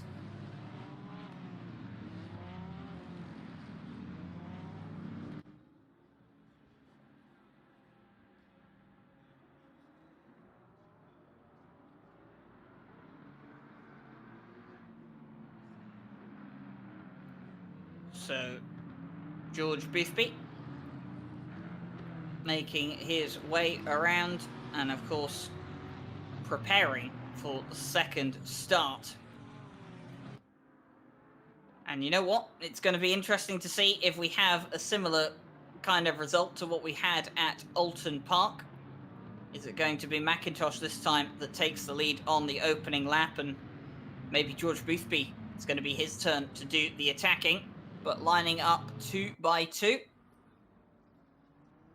as far as the eye can see, and they have to do it all over again. Jardier, of course, starting all the way at the back behind the GT4s yet again, due to not setting a valid lap in qualifying. But here we go then. The second race of the evening here for the British GT Championship. The second round, the 4th race in total. George Boothby on pole. McIntosh alongside him on the front row of the grid. Away we go. 2 cars getting drive-through penalties at the start. Killian Raiminen and Alan Garland out of position on the grid, but it's side by side into turn 1 between the McLaren and the Porsche. McIntosh much more aggressive on the second start, but can't find a way past, and George Boothby keeps the Porsche at bay. I saw the GT4's going 3 wide. I think from Horvath is off as well. He went off at the crane just before the craner, so something might have happened there as well. Boothby is holding on to P1. Lukashek didn't pick up another drive-through, so he's now in the mix as well. So we could be in for a long haul. He seems to be kind of keeping up with the top 2, but McIntosh is right on the back of Boothby. He's not going to be letting Boothby get away with it this time. By the way, the number 71 was also caught up in an incident. That's Felix Rupper in the McLaren. Had a really good result in race 1. Now finds himself all the way at the back of the grid behind the GT4 field. So he's unfortunately not had the greatest start to his race. But here we go then. George Boothby into the Melbourne Loop at racing speed for the first time. We got Aston Martin side by side, Lukashek and Steele Vason going towards each other. Is Steele Vason going to have that position done on the likes of Lukashek? Yes, he is. And Steele Vason moves himself up into 3rd place. Looks like Lukashek was looking at looking to the side of the other Aston as well, but I don't think he's going to make it stick. He's dropping back a little bit as McIntosh is still very aggressive on the brakes. Kind of having to make a bit of a last-minute dive there, but gets himself out of it. But I think he is going to start closing that gap again. We do apologise for the slight inconvenience. Our broadcaster suffering some slight technical difficulties, so we'll keep you up to date with what's going on at this point in time as we try and get reconnected fully up and running. George Boothby still leads the way from the likes of McIntosh. It's then Steele, Vason and Lukashek in third and fourth. Hirvonen in fifth place. The number 101 has come in to serve its drive-through at the start of the race. That was Alan Garland. Killian Ryan Meenan still yet to serve his drive-through at the start here that he got for being out of position on the grid. Jardier is making his way up as well through quite a few of the GT4s, going to try and find his way to the back of the GT3 field as quick as he can, with everything still as it was from the start of the race. In fact, I don't think that's true. I think Nobel's falling back a little bit as well. He's actually behind James Parker currently. Actually. So I wonder if something's happened there. I didn't quite catch that on my end, but yeah, Mike Noble hasn't had a very good start, has he? The 1-2-3 finding himself behind. Charlie Crossland leads the way for the GT4s. Look at the train that we've got here. Cormac Ryan Meenan in behind, then his brother Killian with that drive-through yet to serve. Here's Mike Noble going on the inside, and he's going to have to cut onto the grass. We've got the recovering McLaren of Walmouth as well, I believe that is. No, not Walmouth, that's Rupert, sorry, coming through as well. Complete chaos in the GT4 field. The McLaren goes really deep into turn one. Cormac has to take avoiding action. Killian will get past. Now James Parker's having a bit of it as well. I think James Parker just being a bit of a gentleman there, just saying, oh, you know, you've lost his position to have a bit of a speed boost, and giving him a little bit of a tap. No harm, no foul. Doesn't seem like anything was done. And it's Noble going a little bit sideways. Under pressure from Lawrence as well. I think Lawrence is going to get around the outside. Robar being caught up a little bit, and that's obviously he is in a different class of car. He is in the GT3. He's going to find himself around the inside of Noble. Oh, Noble going right through the polystyrene board and going wide, and that is just starting from pole and just losing it like that. That's not what you want to see. And he stopped as well. This doesn't look good for Mike Noble. I'm curious to see what exactly this is. This is going to be a race retirement for the 1-2-3. I'm not entirely sure. He's stationary on track in the gravel, and Mike Noble in the Alpine. Well, you couldn't have a bigger contrast to your race one or race two, could you? Perfect race one for Mike Noble. Disaster at this point in time in race two. James Parker as well, not having too much luck at the Melbourne Loop. By the way, Mike Noble has returned to the pit lane. This looks like game over and race over for the race one winner. And what a contrast we've got in the GT4 field for this second race. Everything's on the table now. Absolutely. You see Lawrence and Parker in the background there going side by side. This is very reminiscent of last week at Alton. It looks like Lawrence might just have a bit of the edge going into T1, but Parker does have the inside. And it's not quite going to make it stick, but he's still basically hanging on to that BMW's rear quarter, but settling down into a rhythm now, and that puts Andre Felix into the mix as well in the second Camaro. Heading down into the bottom of the Craners, and Felix is just making a little bit of a gap on Lawrence as well, so it's going to be interesting to kind of keep in touch and see how this develops. And there we see Kovacs going on the inside of Hirvonen, and looks like he is going to make that move stick, unless Hirvonen can get the cut back. A little bit of contact, but looks like Kovacs is going to make that one stick. Elbows out for everyone in race two. Everyone means serious business. Meanwhile, Mike Noble in the chat informing us he lost all force feedback in the car, so that is why he's had to pull over and retire from the race. That's a massive shame for Mike Noble after how well he was doing. But I mean, as someone who's experienced loss of force feedback myself, as George Boothby has lost force feedback yesterday. Oh, crowbar in the Mercedes. That's a lot of damage. And two cars off on the grass as well to boot. He just got past the likes of Charlie Crossland. Crowbar was, of course, recovering from not a great start to this race. So what happened here, coming into the chicane, Does he just unfortunately lose it? Yes, he does. Comes back around, out onto the track, and... Ooh, Carl's taking a buddy, actually staying still. Oh, and Matt Samuel and Sundstrom just clip him. You got to feel for Sundstrom. Obviously, everything in the first race, and now this in the second. You gotta feel for the dude. I feel for Crowbar as well. He did everything right there. Just stayed stationary, didn't move the car at all. Made sure that there was plenty of time to see where he was and what he was doing on track. But unfortunately, Matt Samuel and Mikhail Sundstrom both catching him. And I think the likes of Matt Samuel has come off worse because he's gone into the pit lane, maybe try and repair that damage. Sundstrom is carrying on, but he's still got damage on the front end of that Mercedes as well. Yeah, that was a big hit, very big impact. To see Lukacek still clinging into the back of Stilvesen, who did get the pass through for third, I believe, in the first and second laps, so at least in the opening part of this race.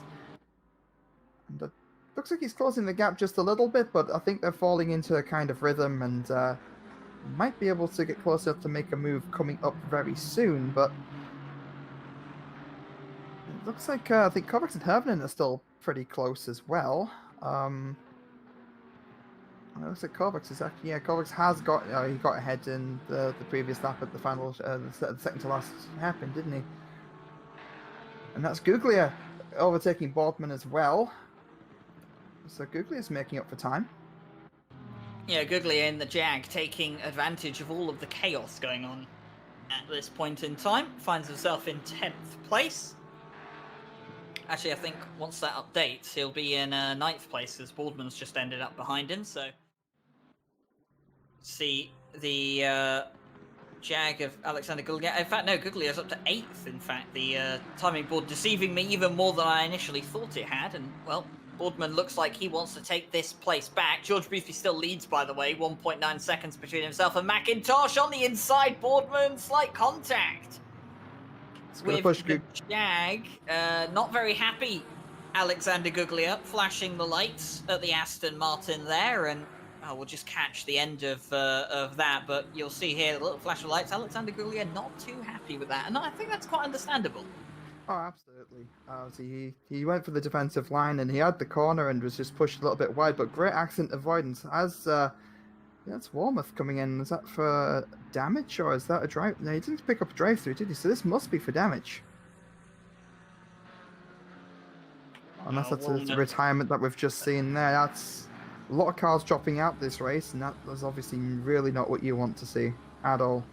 No, complete chaos in the second race, it would seem, at this point in time. Matt Samuel has rejoined the race, by the way. He went in and repaired the damage that his car suffered from the incident with Crowbar, so he's back out on track. Meanwhile, Lukacek trying to find his way back past the likes of Stilvesen. Stilvesen, of course, took that third place in the first race of the championship. And hang on a minute, that's George Boothby! That's Boothby going slow. I was just about to say, something has happened.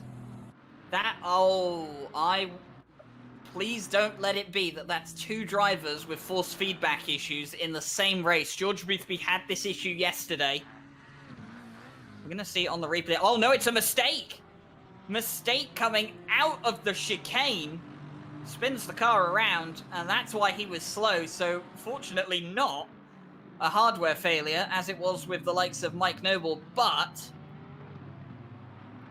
George Boothby, from the lead of the race, almost 2 seconds up the road, now finds himself fourth, and he needs to do a recovery job. Yeah, that was almost a choreographed, considering he just wound up facing the correct direction, but yeah, he's got two cars standing between him and McIntosh now, and that is Lukacek and it is Stilvesen, who are fighting for, well, what is now second place. Lukacek taking a look on the inside again, just realizing there's not really the room to make it move, but just pressuring Stilvesen, just letting him know, hey, I'm still here.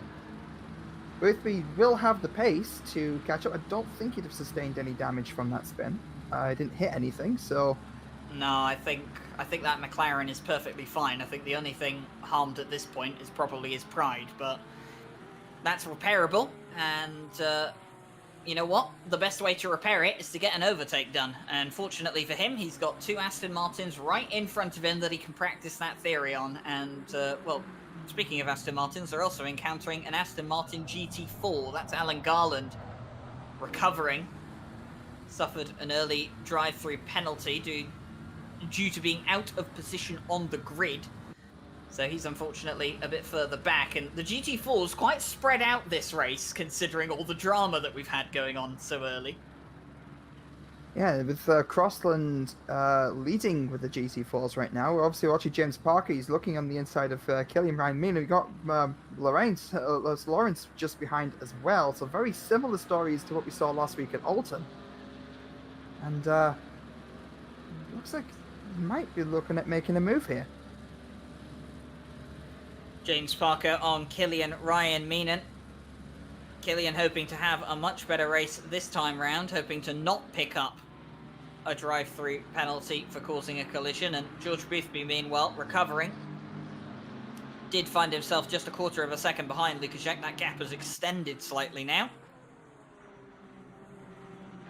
The Aston Martin looks to make its way through some of the traffic. Here's Jaroslav Honzik on Alexander Guglia, and through goes the Porsche on the Jag.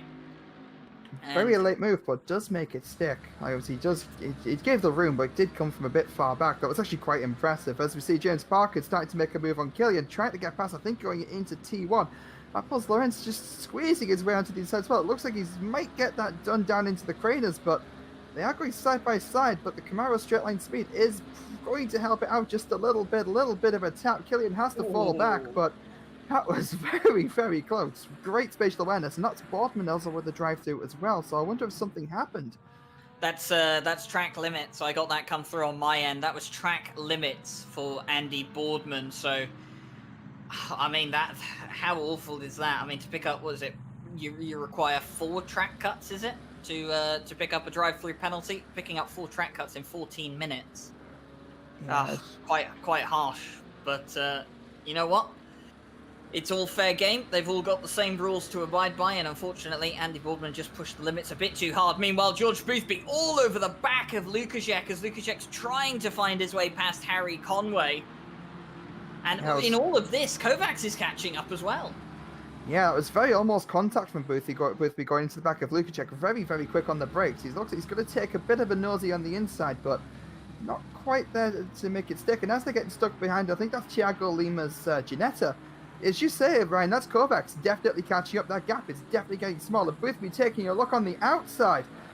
Oh, late on the brakes for Lukaszek, and that's going to allow Kovacs through. He's going to say thank you very much, and I'll take 2 in 1.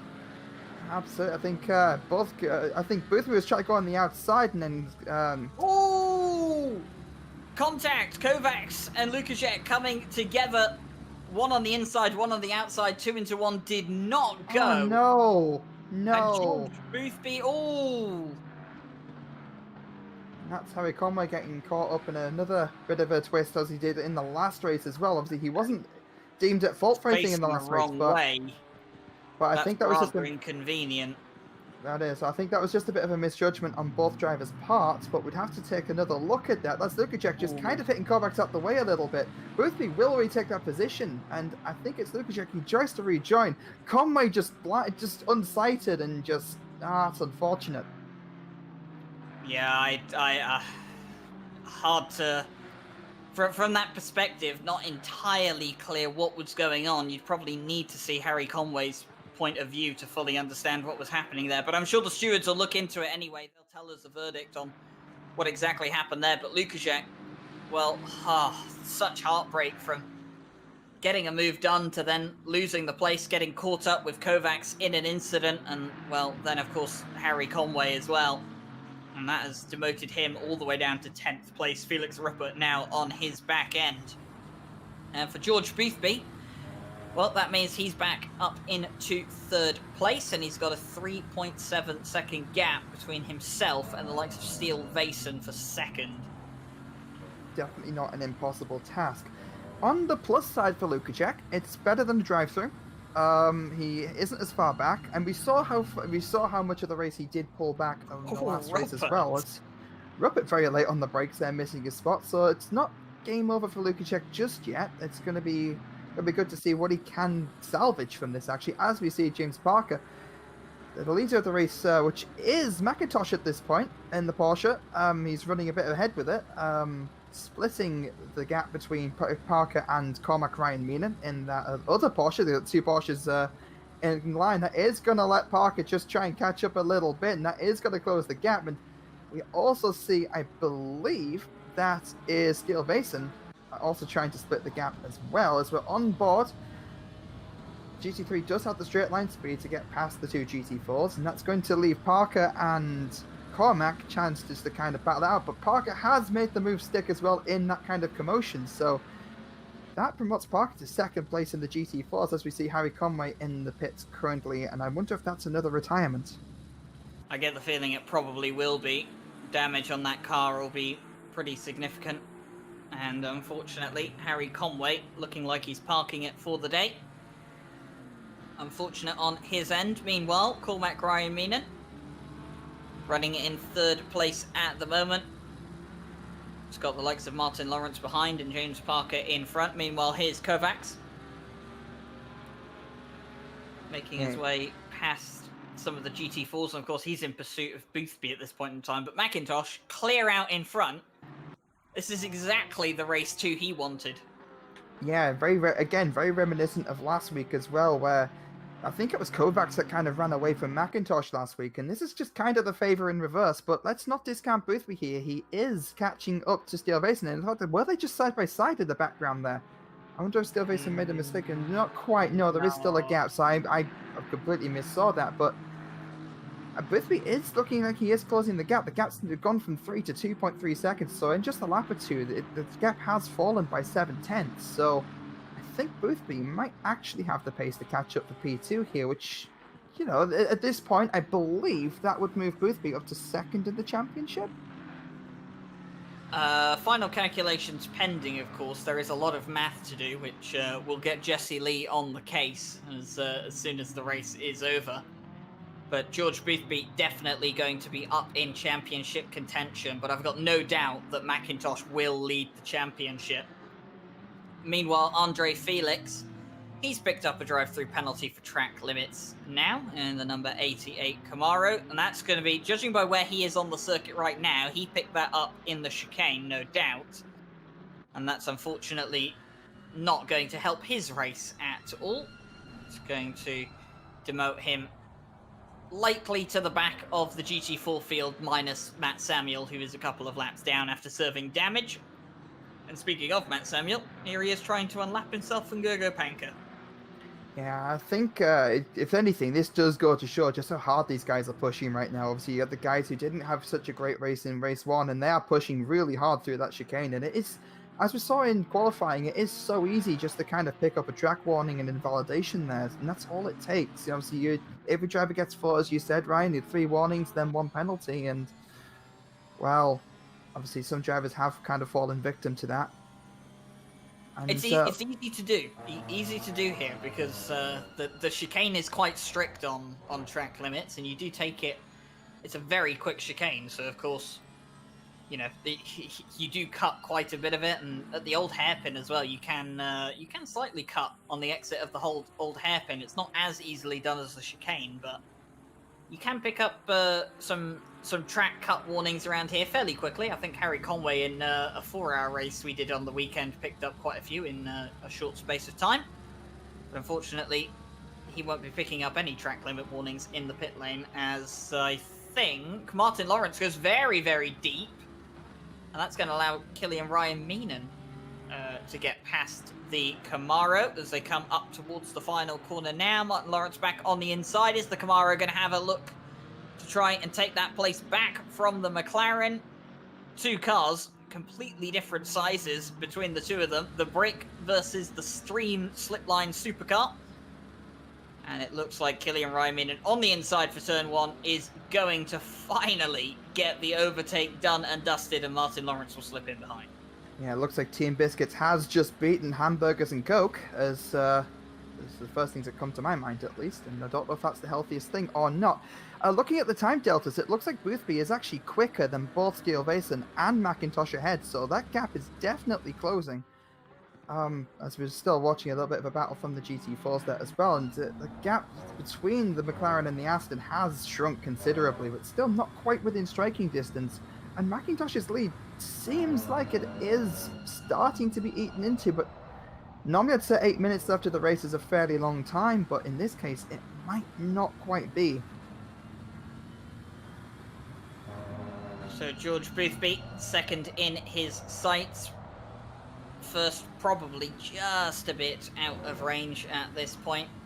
But I'll tell you what, if he can recover to put himself up into second place, it won't be a bad day's work at all, and will probably find himself second in the championship, with the likes of Despres not here tonight, and Kovacs being outscored by the likes of George Boothby as well. It's going to be very, very close coming into the third round of the championship at Brands Hatch. That'll be a 60-minute sprint race. Meanwhile, Alexander Guglia, he's got Svenček and Lukaszek behind him. Can the Jag hold off the likes of the Bentley, the Aston Martin, and even Felix Ruppert in the McLaren? It's got 7 minutes left of the race to do it. And if you're a Jag fan, well, start believing. Yeah, Guglia started in 12th place, so he has made quite a few positions, actually. I mean, partially the misfortune of others, but partially just on pace as well. I mean, he's not, all things considered, he is not that far off the pace of the cars ahead. But, yeah, obviously we have Svenček. He is currently being put under pressure by Lukaszek, who is trying to make up for lost ground, trying to get past the BMW of James Parker, and that is going to back them up just a tiny bit. And it allows Guglia to actually pull a little bit more of a lead as well. Yeah, exactly what Guglia wanted. It's for them to be held up. Meanwhile, Svenček and Lukaszek will make their way past. George Boothby still on the back of Steel Vason. 1.8 seconds between Vason and McIntosh. You can actually see the Porsche just up the road there. Losing a bit of time to the Aston Martin, but I think McIntosh at this point in time maybe just focusing on not making any mistakes. Just make sure you can get the car to the end of the race nice and clean, and the win is in the bag. Meanwhile, Cormac Ryan Meenan closing up on the likes of James Parker. This could be for second place in the GT4 class as Killian watches on in the background. I think that's really all he can do at this point, and that is the I think that's Ruppert in the McLaren splitting the gap between the GT4s there, and that is gonna open up a little bit. But I think we saw Lawrence as well. Lawrence has kind of dropped off a fair bit, but he was in contention with Killian Ryan Meenan. And that is going to allow Cormac to start closing the gap and give it a little bit of clear air to fight up to Parker. And I've seen Crossland, it just closes the door a little bit on Svenček and the Bentley. Well, otherwise, fairly uneventful right now. The Bentley's going to go around this, around the outside of Crossland. And back with Boothby, he is eating into the gap of Steel Vason, going into T1. He's a lot closer this time. Was that a little bit of a tap there we saw from McIntosh on the back of that Camaro? Or was that netcode? Not entirely sure, but yellow flags out on the circuit at the moment. Not entirely sure what those yellow flags are for, but George Boothby, he's giving Steel Vason yellow flags in the cockpit of that Aston Martin, because the McLaren all over the back, and Steel Vason just managing to hang on. It's got 4.5 minutes left of this race. 1.1 seconds between McIntosh and Steel Vason. A chance for a win might not be completely out of, you know, might not be completely out of reach, in fact, although the gap has gone up slightly again, up to 1.5 seconds, but it does seem like McIntosh maybe just taking it a bit too easy. Yeah, last lap, looking at the time deltas, was a 1:27.2, considering that Steel Vason was setting a 26.9 and Boothby setting a 26.8, so a good few tenths in that, and that's all it can take sometimes. And I think they only fell back because they had the traffic of that. Well, not sure. I think it was Felix's Camaro. So again, clean air, the chance to catch up, and Boothby once again right on the back of the diffuser of Steel Basin, heading down into the final stages, the closing stages of race 2, and he's gonna want that position back. And we've seen how he can perform under pressure. We saw it in qualifying, and we saw how he handled the pressure in the first race. So don't discount Boothby just yet. And Lukashek has just made his way around the backside of Googly. Might be the chance of the cutback, but seems like the Aston just has the pace in a straight line to prevent that from happening. Meanwhile, up at the front, Steel Vason and Boothby have closed that gap to McIntosh. Something doesn't look right with this Porsche. There's no way they've closed in almost a second on that Porsche in the first 2 sectors on pace alone, considering how quick McIntosh has been throughout the course of this race. And we know that the Porsche is particularly quick in the final sector, judging by what we've seen here. But 2 minutes, 34 seconds remaining. There's going to be 2 more laps here. That Porsche is squirming. It is struggling. And Steel Vason and Boothby, they were fighting for second place. Now they're fighting knowing that a win is literally within their grasp. Absolutely, and all it takes is McIntosh getting a little bit defensive. Just if Steel Basin can kind of put the pressure on, move him off the line, that could be what causes it. Boothby looking to try and get back into second place. He has the pace, definitely, to put McIntosh under pressure, but right now he's kind of actually being a little bit held up. The last lap from McIntosh was a 28.4, which is like it's over a full second slower than Steel Bason's time, so I wonder if anything has happened to that Porsche, as you say, Ryan. Something doesn't seem quite right. Something definitely doesn't seem right, and here comes Steel Vason on the inside, going to take the lead.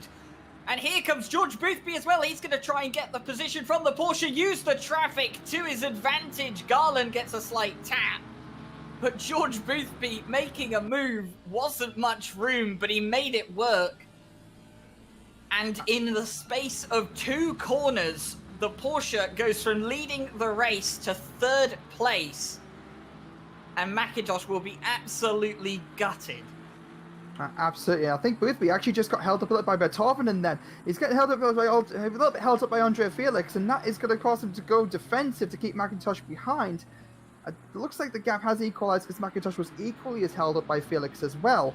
But this is when we talk about traffic management, and when we talk about how the multi-class works and how the traffic can affect the outcome of the overall race. This is exactly what we mean. Steel Basin used the traffic directly to his advantage, and that's exactly what you want to do. And that is just absolutely textbook, honestly, as we see Stenassis go around the outside of, I believe that is Jardier, going side by side into the final turn. Looks like Jardier is going to make that stick, though. It just parks it a little bit on the apex. Stenassis has to hit the brakes to avoid contact, but very well done otherwise. And Stenassis is going to get the run back down into T1 as well. He gets the better exit. He's actually made the move stick before the turn, but don't discount Jardier. He has the inside. He has the better line coming through here, which means that he is going to get the run down into the Kramers, and that means that he is going to just settle right ahead of Stenassis, and a little bit of flashing going, and I don't think he's too happy about that move at all whatsoever. Definitely not. Out in front, meanwhile, Steel Vason think he's solidified that first place. All he needs to do is keep the car on track at this point in time. As you can see, George Boothby a second behind now. McIntosh 0.6 further back from that. And what a conclusion to the second race of the evening here today. Charlie Crossland starting the final lap of the GT4 race, but Milton Steel Vason on the penultimate lap of the race will take the lead and will round the final corner. He will become the 4th different winner in 4 races. He'll deny George Boothby a double-header win and will take round 4 here at Donington Park. George Boothby, a well-deserved second place. McIntosh throws the car into the wall after the line in frustration of losing that win. Meanwhile, Kovacs and Hervener will finish 4th and 5th. Jardier will manage to take 6th place as Stanasas fights the car over the line for 7th. Here's Svenček and Ruppert. This isn't decided yet. 8th and 9th place. Is the McLaren going to have a look on the Bentley? Oh, no. Contact! Contact between the two of them, and Ruppert is going to take the place. That's going to compromise Boardman as well from Svenček. He's going to ease off, and it's going to cost him! Right at the end. Svenček will get the 8th place back. Boardman will claim 9th. Ruppert rounds out the top 10. Good to see him ease off and allow Svenček to get back through. But absolute chaos on the line, and Boardman does finish just ahead of the likes of Ruppert. And Lukaszek and Guglia just coming round the final corner as well to claim their places in 11th and 12th. Charlie Crosland does win the GT4 class from James Parker and Cormac Ryan Meenan. Killian will finish in 4th for the GT4s, Martin Lawrence in 5th. Gogo Panka, Sundstrom, Lima, Felix and Torvinen rounding out the top 10. Absolutely. I don't think you could have asked for a bigger upset for the final race there. Obviously, with the GT4 class, Noble dropping out very early on and something happening. And obviously, he went wide and pulled the car in. And obviously, Boothby losing it in front for the GT3s. Then McIntosh then losing it as well. I don't think you could ask for a bit more than that, Ryan, can you, really? Well, complete drama throughout this race. The second race was definitely very, very different to what we saw in the first race. And, well, this British GT Championship, 2 rounds, 4 races down. And my word, has it delivered in terms of excitement. The final results for race 2 up on your screen right now. Steele Vason, of course, the 4th different winner so far this season. And how incredible is that to see 4 different winners? And only one of them, only 2 of those are repeat manufacturers, and that's the Porsches that won out at Alton Park. Of course, we'll be back next week for Brands Hatch for round 3. That will be a 60-minute sprint race, so that won't be the 2x30 format that we've got used to for the first 2 rounds. The format will return later in the season, but it'll go on hold for now as we'll head to Brands Hatch in a week's time. But before all of that happens, we do have some other racing going on. So nothing happening tomorrow on Tuesday evening. It's a bit of a break day for all of us here in the commentary box. But on Wednesday, you'll be able to join Jesse Lee for the start of the Diamond Drive Cup. Of course, working with Charlie Martin and Turn 1 Racing to host the Diamond Drive Cup. Going to be absolutely fantastic. That kicks off at Alton Park, funny enough. And will be incredible to see Pro, Silver, Am and Rookie classes out on show for that one. Then on Thursday, well, there's going to be no broadcast for the Thursday GT4 Championship, but there will be racing out at the circuit Paul Ricard Le Castellet.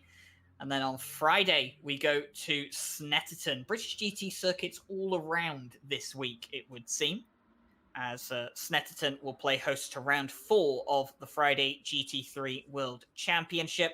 That's going to be 2 short sprint races as well. Then on Saturday, Night Owl returns for the second round. They'll be at Imola for their second race of the season.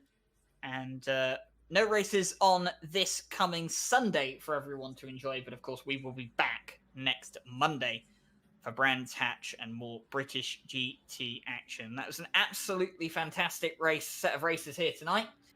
And of course, we'll go away, have a look at the championship standings once they eventually are calculated. And of course, post-race incidents are taken into account. But it's been fantastic casting with you tonight here, Joshua. And big thank you to Jake, our broadcaster as well.